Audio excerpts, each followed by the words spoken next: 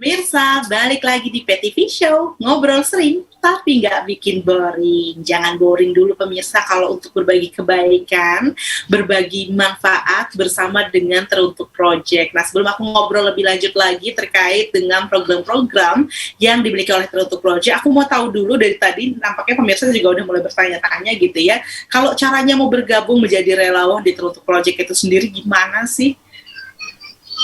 Oke, jadi kalau teman-teman pengen gabung sama Teruntuk Project gitu ya, sebenarnya kita tuh sering buka relawan gitu, jadi per project gitu kita bukanya. Selain tim inti, kita juga punya relawan per project. Jadi pasti banget kita announce gitu ya di media sosial kita, terutama di Instagram. Teman-teman bisa langsung aja ke Instagram kita @teruntuk.project.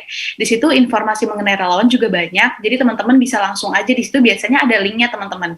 Jadi teman-teman bisa mengisi linknya, atau misalkan teman-teman bingung nih nyarinya di mana sih opreknya gitu, bisa langsung DM kita aja, tanya-tanya kalau mau jadi relawan tuh seperti apa gitu. Dan beragam juga ya, teman-teman bisa milih karena kita berbagai isu gitu fokusnya, jadi teman-teman bisa milih sesuai minatnya tuh di mana gitu. Oke, tapi berbagai isu tadi kembali lagi isu-isu sosial gitu ya. Betul. Bergeraknya gitu ya. Tapi tadi Kak, ngomongin kesehatan mental lagi gitu kan, itu kan gak jauh-jauh dari kata mudahnya adalah stres gitu kan. Itu sebenarnya dimulai dari mana sih? Apakah kemudian dengan kita seringkali menyalahkan diri kita sendiri juga, kayak kita tuh suka ngasih label sama diri kita. Sebenarnya sebelum orang lain, kita sendiri udah suka ngasih label. Kayak aku mah orangnya males gitu kan, aku mah inilah itulah gitu, semuanya hal-hal negatif gitu. Apakah itu juga mempengaruhi kesehatan mental kita atau bagaimana menurut Kak Salvi? Oke, iya benar banget sih Kak, kayak sebenarnya kegiatan sehari-hari kita juga bisa membuat stres gitu. Mungkin karena padat banget, atau misalkan kita udah lama nggak liburan gitu ya, jadi kita udah jarang banget refreshing yang liburan gitu, itu bisa banget bikin stres juga gitu. Tapi sebenarnya banyak hal juga nih yang bisa kita lakukan untuk mencegah stres itu. Mungkin stres pasti terjadi, tapi kita tahu nih cara mengatasinya. Misalkan teman-teman lagi stres gitu, terus biasanya apa sih yang bikin teman-teman jadi merasa lebih tenang atau lebih baik gitu. Jadi yang tahu sendiri sebenarnya teman-teman sendiri gitu. Tapi kan balik lagi ya, kalau stres itu ada dua gitu ya, ada distress dan ada eustress, yang dimana distress itu berbahaya dan merusak, kalau eustress bisa bermanfaat dan konstruktif gitu. Jadi kita harus kenal juga sama jenis stres kita gitu ya, dan cara mengatasinya gitu sih.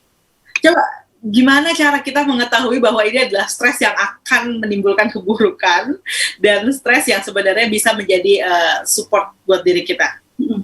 Sebenarnya kalau stres yang udah mulai mengganggu kegiatan sehari-hari sih, kita udah nggak produktif atau bikin kita jadi nggak bisa melakukan banyak hal, itu mungkin udah jadi stres yang nggak konstruktif gitu buat kita. Jadi kenal kayak gitu, misalkan oh ini udah mengganggu nih, gue jadi malas untuk melakukan pekerjaan gue sehari-hari, mungkin itu udah jadi stres yang nggak konstruktif gitu.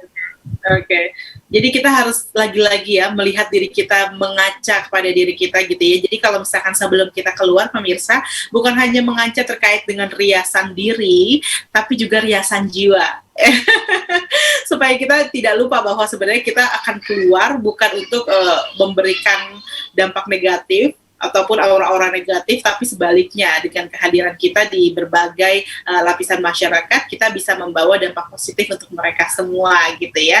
Itulah kenapa aku juga selalu menekankan nih Salvi, bahwa ketika kita ingin bertemu dengan orang lain, ya usahakanlah harus selalu tersenyum apapun hal sebenarnya ada di benak kita gitu ya. Jadi ketika keluar rumah, yang paling utama adalah kita harus siap dulu bahwa kita dalam keadaan baik-baik saja, sehingga kesedihan itu tidak menular gitu ya kepada banyak orang, yang akhirnya bisa menimbulkan berbagai masalah lainnya. Nah, sekarang Teruntuk Project tadi kan banyak banget hal-hal yang dilakukan akhirnya melalui online gitu ya. Ada nggak sih kegiatan-kegiatan lainnya yang harus terpaksa di vakum terlebih dahulu gitu ya, dihentikan terlebih dahulu, tapi sebenarnya harus banget juga bisa segera dilakukan lagi? Apa nih kegiatan?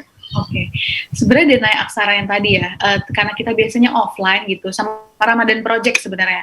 Biasanya kita melakukan secara offline, tapi karena ya pandemi ini dan kita tetap pengen ada gitu ya, karena itu udah program tahunan dan kita pengen tetap memberikan manfaat yang melalui project tersebut, akhirnya ya udah kita bikin secara online gitu.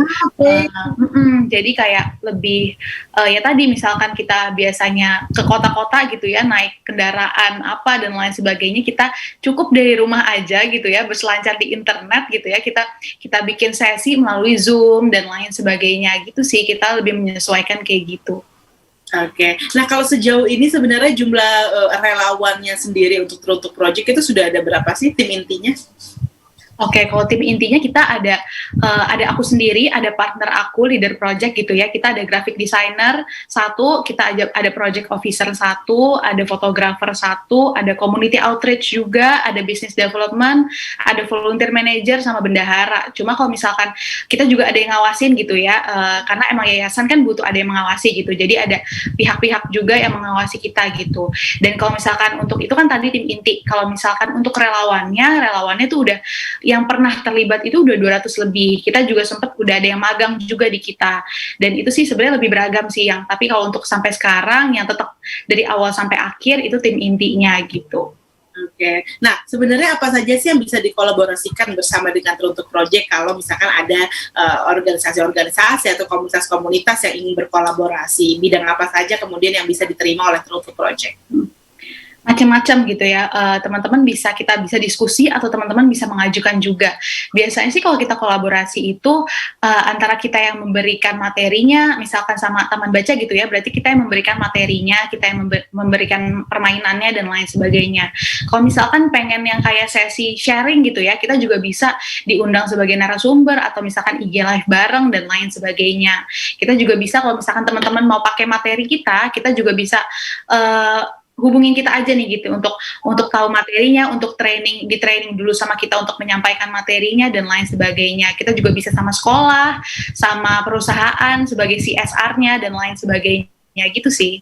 Oke, banyak banget ya aktivitasnya ya ternyata yang kemudian bisa dilakukan bersama-sama dengan True Talk Project gitu ya. Jadi kalau misalnya teman-teman di sini punya komunitas atau sebenarnya adalah seorang pendidik yang ingin memberikan formula-formula terupdate ya kan, atau yang baru, karena yang namanya dalam proses belajar mengajar, proses transfer ilmu itu sebenarnya tidak ada yang paling tepat, tapi yang paling penting adalah kolaborasi sehingga tidak membosankan. Nah, kondisi yang tidak membosankan ini yang harus selalu menjadi perhatian bagi kita semua selaku pendidik ataupun para pelaku pentransfer ilmu itu juga gitu ya Kak Salvi ya.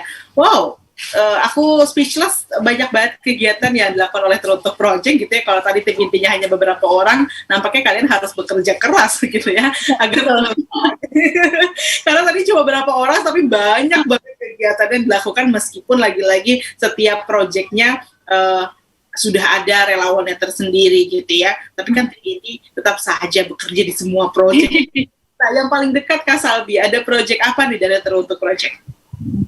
Kita sebenarnya masih ada running campaign gitu ya, campaign ramaikan kebaikan itu di aplikasi gitu ya, teman-teman bisa download aja aplikasi untuk tracker gitu, namanya campaign #4change. Di situ kalian bisa ikutan campaignnya gitu, untuk upload foto aja gampang teman-teman, dan setiap teman-teman yang menyelesaikan campaignnya, teman-teman nih bisa nih berdonasi untuk kita 10.000, jadi nggak perlu donasi pakai uang, tapi donasi pakai campaign gitu.